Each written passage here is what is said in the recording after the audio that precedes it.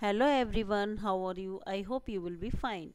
I am Renu Singh. Today I am going to explaining you the chapter The Treasure Within.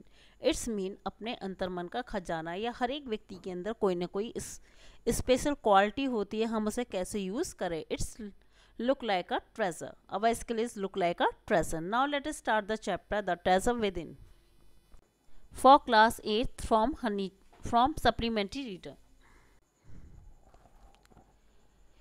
This chapter is based on a interview. So Hafiz contractor was an unhappy school boy. Hafiz contractor एक ऐसा लड़का था जो अपनी school के दिनों में बिल्कुल भी खुश नहीं था. He loved doing things but detested mechanical learning. Mathematical gave him the shivers.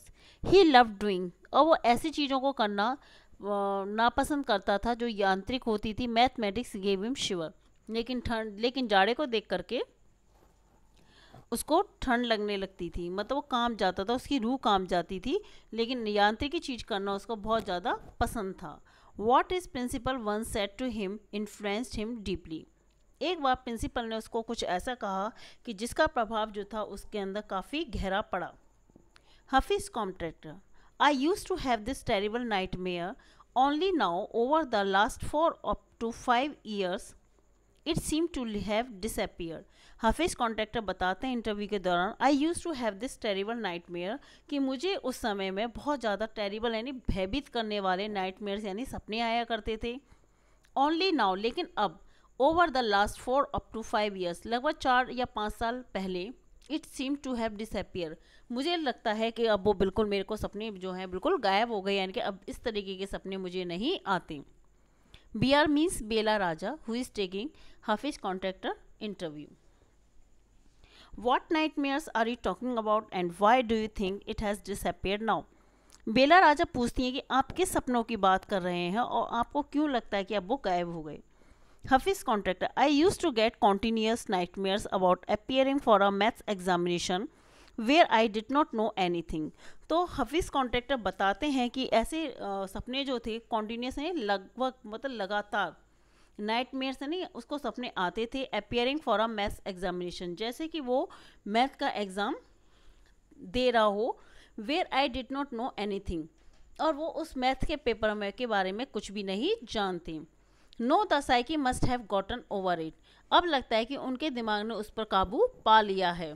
I don't have to think about children and education, and there is absolutely no time to get nightmares. I don't have to think about education. और ऐसा भी हो सकता है कि मैं अब शिक्षा के बारे में नहीं सोचता, पढ़ाई के बारे में नहीं सोचता, and there is absolutely no time to get nightmares. या फिर मैं कह सकता हूँ कि अब मेरे पास में सपनों के लिए बिल्कुल भी समय नहीं है.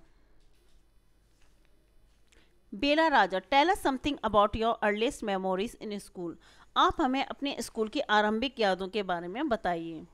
Hafeez contractor, in the first and second year I was a good student, पहली और दूसरी कक्षा में मैं एक बहुत अच्छा छात्र था.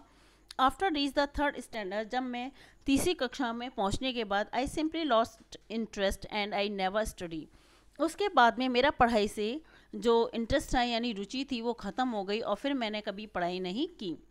I used to be interested in games, running around, playing jokes and pranks on others. I used to be interested in games. मुझे खेलों में बड़ा मज़ा आता था.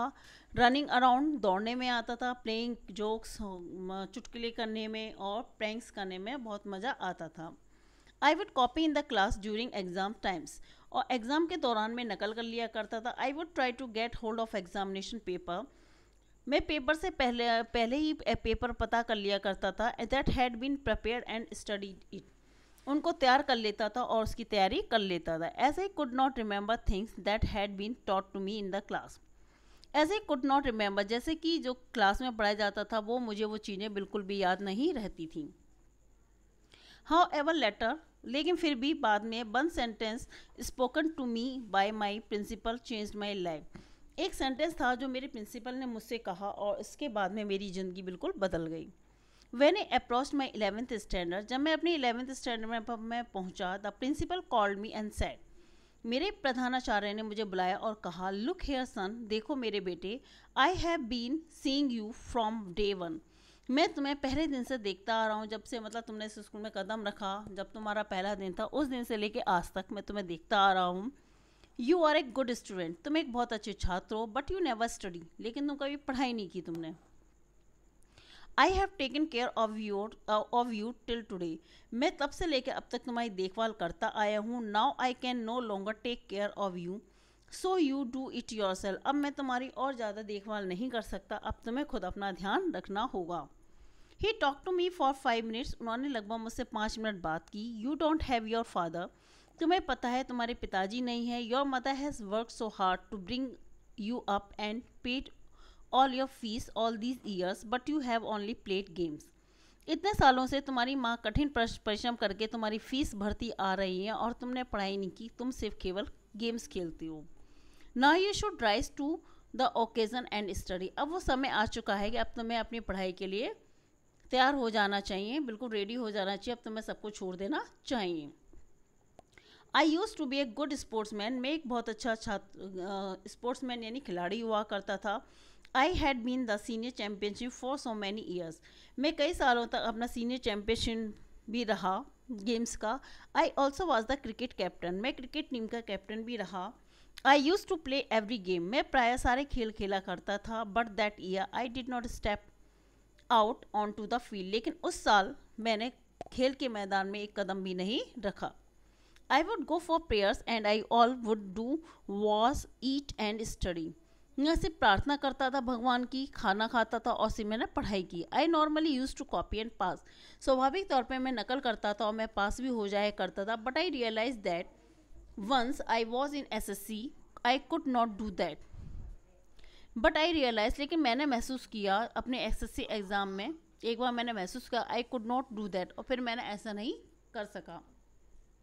When I got a second class 50% in my SSC, my principal said, son, consider yourself as having got a distinction. This is my memory of my school days. When I got a second class, जब मेरी SSC exam में second division आई और मेरे 50% marks आए, तो मेरे principal ने मुझसे कहा, son, consider yourself as having got a distinction, तुम अपने आप को ये मानो कि तुम जो है बहुत ही लोगों के बीच में और चीज़ों के बीच में खास क्या अंतर है। उन्होंने कहा कि इन चीज़ों को तुम समझो। This is my memory of my school days, यही मेरे उन स्कूल के दिनों की स्मृतियाँ थीं।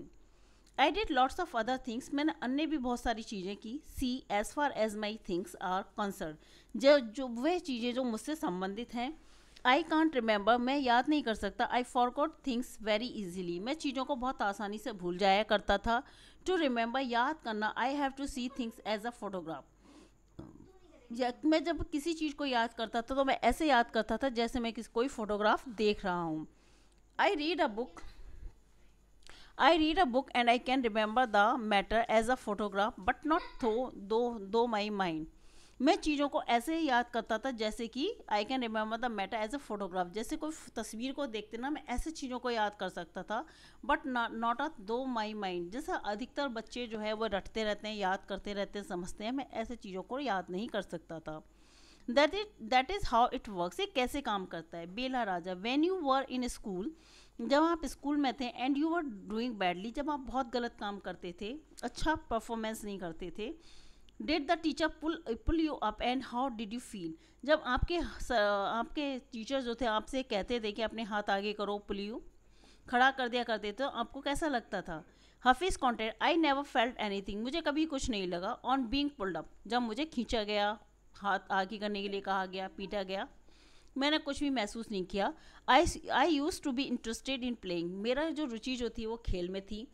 आई would receive a caning every week, हर हफ्ते मेरे को कैनिंग यानी कि जो सरकंडे की डंडी होती है उससे कैन से हाथ को मारना, तो हर हफ्ते पड़ती थी हम पे मार।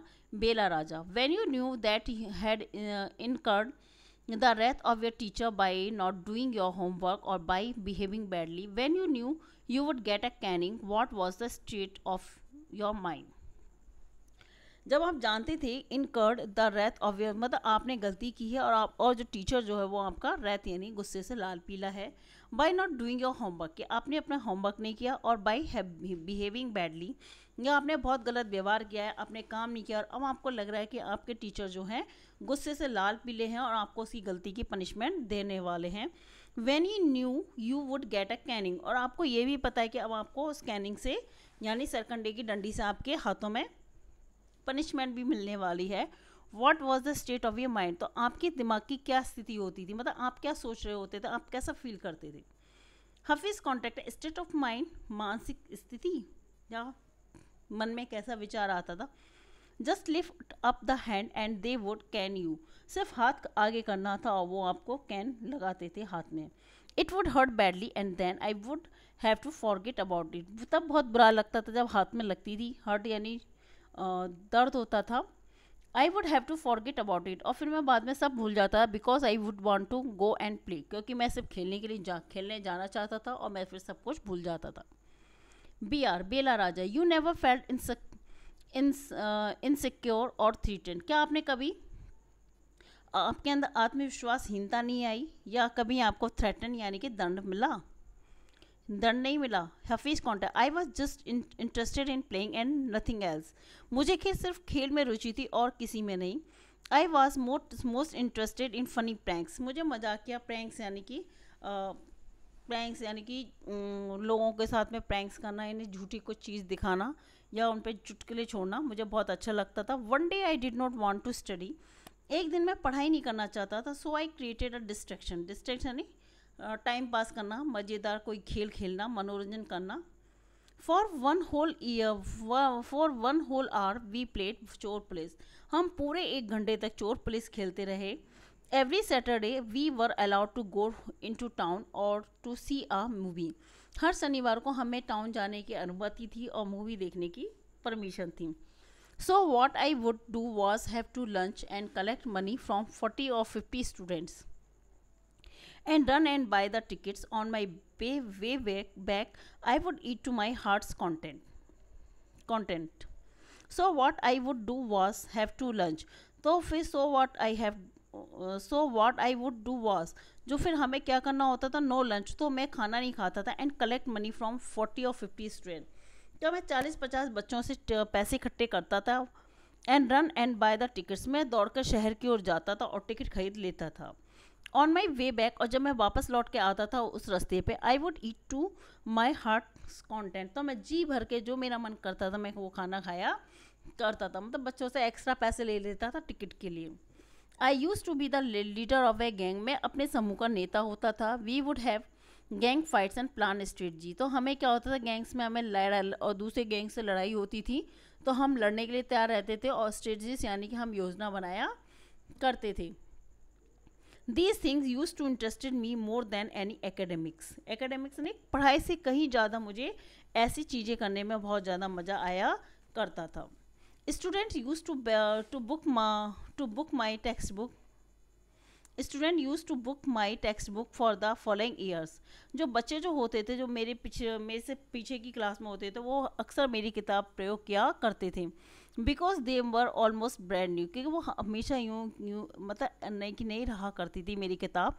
आई probably open them one day before exam, क्योंकि एग्ज़ाम से केवल एक दिन पहले ही मैं किताब को देखा करता था, तो मेरी किताब बिल्कुल एकदम नई होती थी और बच्चे जो थे वो रेडी रहते थे मेरी किताबों को लेने के लिए। Bela Raja, how did you get into the field of architecture, आपने आर्किटेक्चर यानी कि ये जो भवन निर्माण के जो होते हैं, जो इनका जो स्ट्रक्चर होता है जो तैयार किया जाता है, आपने इसमें कैसे कदम रखा। Hafeez Contractor, in the college for architecture nobody who had got below 80 or 85% was allowed to enter, I had only 50%।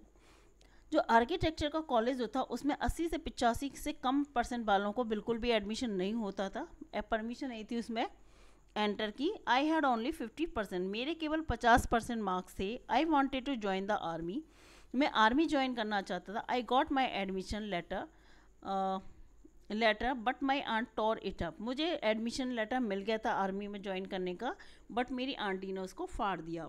Then I decided that I wanted to join the police force. फिर मैंने निश्चय किया कि मैं पुलिस फोर्स को join कर लेता हूँ।